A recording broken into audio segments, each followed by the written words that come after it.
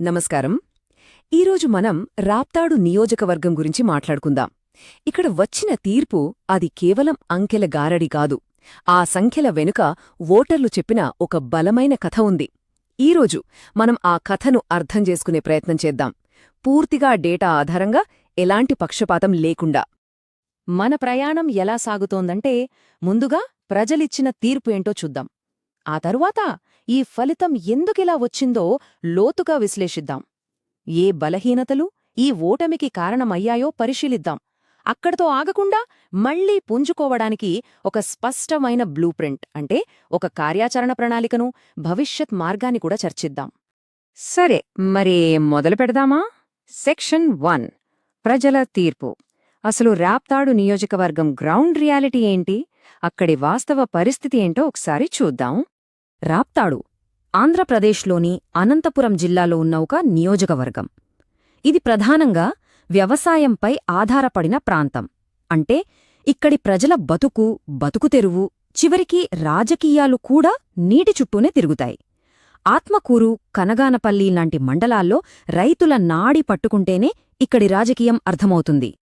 ఒకసారి చూడండి, 2019లో వైఎస్సార్సీపీకి తిరుగులేని విజయం, సుమారు 55% ఓట్లతో స్పష్టమైన మెజారిటీ. కాని సరిగ్గా 5 ఏళ్లు తిరిగేసరికి 2024లో సీన్ పూర్తిగా రివర్స్ అయిపోయింది. టీడీపీ గెలిచింది. ఇదేదో చిన్న మార్పు కాదు, రాజకీయాల్లో దీన్ని ఒక టెక్టానిక్ షిఫ్ట్ అంటారు.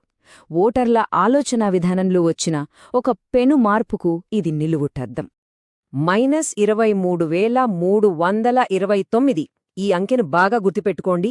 ఇది కేవలం ఓట్ల తేడా కాదు, ఇది ప్రజల అసంతృప్తి తీవ్రతను కొలిచే ఒక మీటర్. ఇంత భారీ తేడాతో సిట్టింగ్ అభ్యర్థి ఓడిపోయారంటే అది కేవలం అభ్యర్థిపై ఉన్న వ్యతిరేకత కాదు, మొత్తం పాలన వ్యవస్థపై ప్రజలు ఎంత తీవ్రంగా తీర్పు ఇచ్చారో మనం అర్థం చేసుకోవాలి. ఇక్కడ మరో ముఖ్యమైన విషయం, పోలింగ్ శాతం దాదాపు 88%. రాజకీయ విశ్లేషణలో ఇంత భారీ పోలింగ్ జరిగినప్పుడు అది దాదాపు ఎప్పుడో మార్పుకు సంకేతం.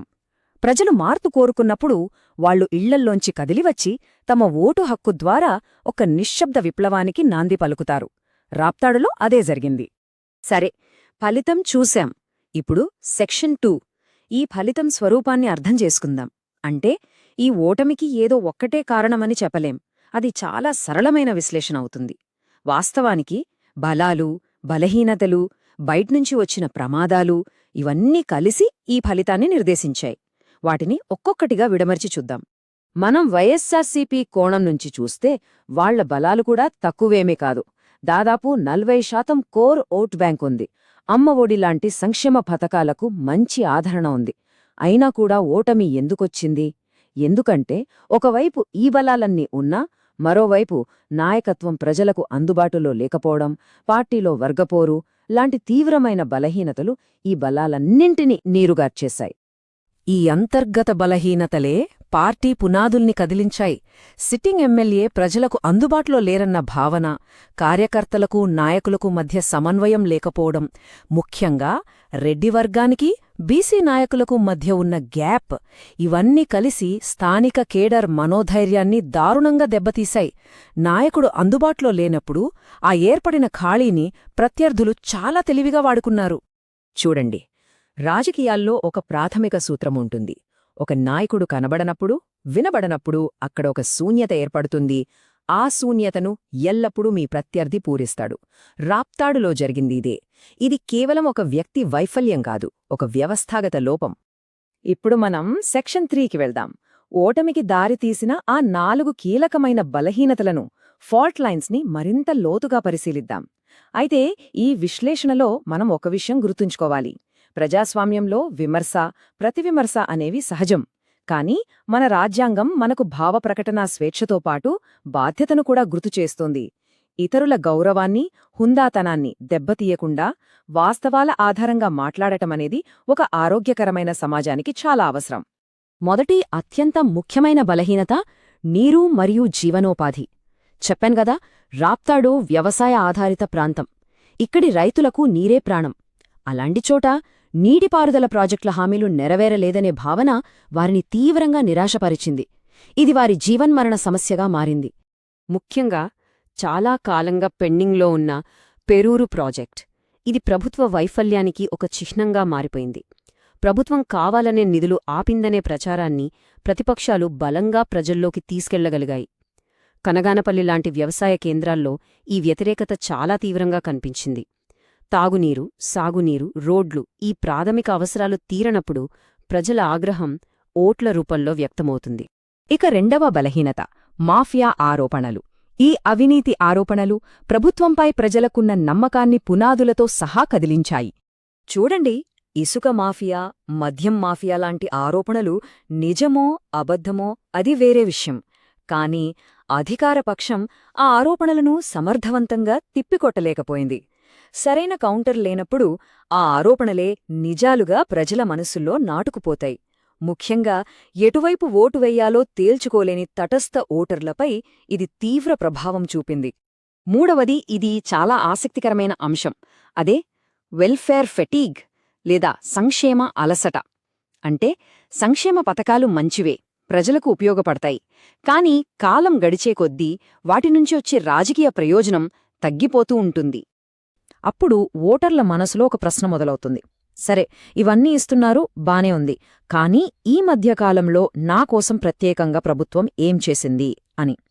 అంటే వాళ్లు పాత ప్రయోజనాలని ఒక హక్కుగా భావించడం మొదలుపెట్టి భవిష్యత్తు కోసం కొత్త హామీల వైపు, కొత్త వాగ్దానాల వైపు ఆకర్షితులవుతారు.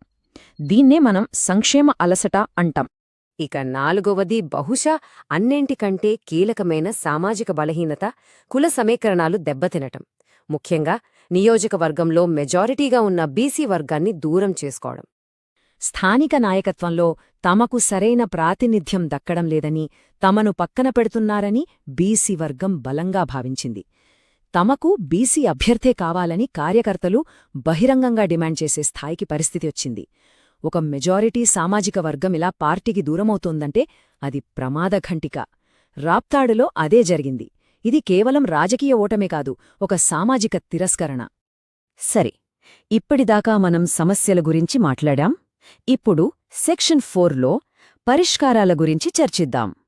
ఈ డేటా ఆధారంగా కోల్పోయిన నమ్మకాన్ని, మద్దతును తిరిగి ఎలా సంపాదించుకోవచ్చు? దానికోసం ఒక స్పష్టమైన బ్లూ ప్రింట్ను చూద్దాం. మొదటిగా యువత. కేవలం వాగ్దానాలు కాదు, వాళ్ళకి కావాల్సింది ఉద్యోగాలు, నైపుణ్యాలు. గ్రామీణ ప్రాంతాల్లో స్కిల్ అండ్ జాబ్ మేళాలు నిర్వహించడం, సోషల్ మీడియా ద్వారా నిరుద్యోగ సమస్యపై భరోసా ఇవ్వడం, ఖాళీగా ఉన్న ప్రభుత్వ ఉద్యోగాల భర్తీని వేగవంతం చేయడం. ఇలాంటి చర్యల ద్వారానే యువత నమ్మకాన్ని గెలవగలం. రెండవది మహిళలు.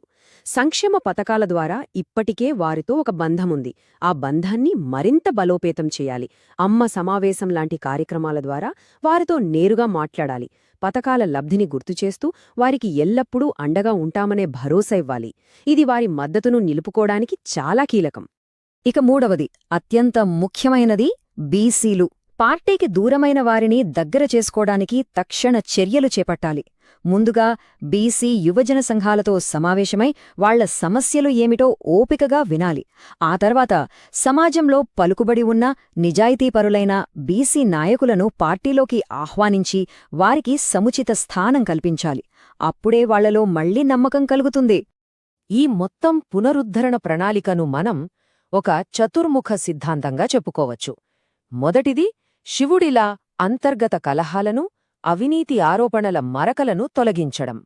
రెండవది, విష్ణువులా పార్టీకి ఉన్న సంక్షేమ బలాన్ని స్థిరంగా కాపాడుకోవడం. మూడవది, బ్రహ్మలా కొత్త నాయకత్వాన్ని, కొత్త ఆలోచనలను సృష్టించడం. నాల్గవది, దుర్గలా క్షేత్రస్థాయిలో కేడర్ను సమీకరించి పార్టీని, పార్టీ చేసిన మంచి పనులను కాపాడుకోవడం. బావుంది, వ్యూహం సిద్ధంగా ఉంది. సెక్షన్ 5, మరి దీన్ని ఆచరణలో ఎలా పెట్టాలి? మాటలను చేతల్లోకి ఎలా మార్చాలి? వాగ్దానం నుండి పాలన వైపు ప్రయాణం ఎలా సాగాలి? కమ్యూనికేషన్, ప్రచారంలో ఇది చాలా ముఖ్యం. ఏమి చెప్పాలి, ఏమి చెప్పకూడదు అనే దానిపై స్పష్టత ఉండాలి. మనం చేసిన అభివృద్ధి, సంక్షేమ పథకాలు, పూర్తి చేసిన ప్రాజెక్టులు, భవిష్యత్ ప్రణాళికల గురించి మాత్రమే మాట్లాడాలి. అంతేకాని అంతర్గత గొడవల గురించి, ప్రత్యర్థులపై వ్యక్తిగత నిందల గురించి, రాష్ట్రస్థాయి వివాదాల గురించి అస్సలు మాట్లాడకూడదు. ఎప్పుడూ ఒక పాజిటివ్ ఎజెండాతోనే ప్రజల్లోకి వెళ్ళాలి. ఇక చేతల విషయానికొస్తే ఈ 3 ప్రాజెక్టులపై తక్షణమే దృష్టి సారించాలి. 1. పెరూరు కాలువ. రైతులకు ఇచ్చిన మాట నిలబెట్టుకుంటున్నామని చూపించాలి. 2. కొత్త రిజర్వాయర్ల పనులు వేగవంతం చెయ్యాలి. 3. సంక్షేమ పథకాల లబ్ధిని సకాలంలో పారదర్శకంగా అందించాలి. మాటల కన్నా చేతల్లో కనిపించే పురోగతే ప్రజల్లో నమ్మకాన్ని నింపుతుంది. ఇక చివరిగా సెక్షన్ 6 భవిష్యత్ మార్గం. ఈ మొత్తం విశ్లేషణ మనల్ని ఒకే ఒక అత్యంత కీలకమైన సిఫార్సుకు తీసుకువస్తుంది. ఈ నిర్ణయం తీసుకునే ముందు సమాచార గోప్యతకు సంబంధించిన ఒక ముఖ్యమైన విషయాన్ని మనం గుర్తుంచుకోవాలి. భారతదేశపు డిజిటల్ డేటా ప్రొటెక్షన్ చట్టం ప్రకారం ప్రతి వ్యక్తి సమాచారానికి విలువ ఉంది. వారి అనుమతి లేకుండా వ్యక్తిగత డేటాను ఉపయోగించడం చట్టవిరుద్ధం. రాజకీయాల్లో కూడా ఓటర్ల సమాచారాన్ని బాధ్యతాయుతంగా, వారి గోప్యతకు భంగం కలగకుండా వాడటం మనందరి కర్తవ్యం. సరే, ఇక మన తుది సిఫార్సు విషయానికొస్తే అది ఒకటే: అభ్యర్థిని మార్చండి. ఈ డేటా అంతా సూచిస్తున్నది ఇదే. పార్టీలో మళ్లీ ఐక్యతను తీసుకురావడానికి, ప్రజల్లో కొత్త ఆశను నింపడానికి ఒక కొత్త ముఖం అవసరం. ఆదర్శంగా మెజారిటీ సామాజిక వర్గమైన బీసీ వర్గానికి చెందిన వ్యక్తి అయితే ఫలితాలు ఇంకా సానుకూలంగా ఉండే అవకాశం ఉంది. ఇది కఠినమైన నిర్ణయమే కావచ్చు, కాని కొన్నిసార్లు తప్పదు. ఈ 2024 ఎన్నికల ఫలితాలు మనకు కొన్ని ముఖ్యమైన పాఠాలు నేర్పుతున్నాయి. ప్రభుత్వ వ్యతిరేకత అనేది రాష్ట్రవ్యాప్తంగా ఒక బలమైన ప్రభంజనంలో పనిచేసింది. అయితే ఈ గాలిలో కూడా గెలిచిన కొద్దిమంది వైఎస్సార్సీపీ అభ్యర్థులను గమనిస్తే వాళ్లు స్థానిక అభివృద్ధి, ప్రజలతో సత్సంబంధాలపై మాత్రమే దృష్టి పెట్టారు. స్థానిక స్థాయిలో పార్టీ ఐక్యతను కాపాడుకున్నారు. అధికారం చేతిలో ఉందని నిర్లక్ష్యంగా ఉండకుండా ప్రతిరోజూ ప్రజల్లోనే ఉన్నారు. అదే వాళ్ల విజయ రహస్యం. చివరిగా ఒక్క మాట: ఈ విశ్లేషణ మనకు చెప్పే సారాంశం ఒక్కటే. పాలన అనేది 5 ఏళ్లకోసారిచ్చే రిపోర్ట్ కార్డు కాదు. అది ప్రతిరోజు చేసే ఒక సాధన. ప్రజలు వేసే ప్రతి ఓటు ఒక పవిత్రమైన నమ్మకం. ఆ నమ్మకాన్ని మనం రోజురోజుకు సంపాదించుకోవాలి. If you want to become a people-centric leader and uplift your constituency, get in touch with blueprintstrategies.ai at mgr@blueprintstrategies.ai or call 0804 204 1602. Purpose beyond politics.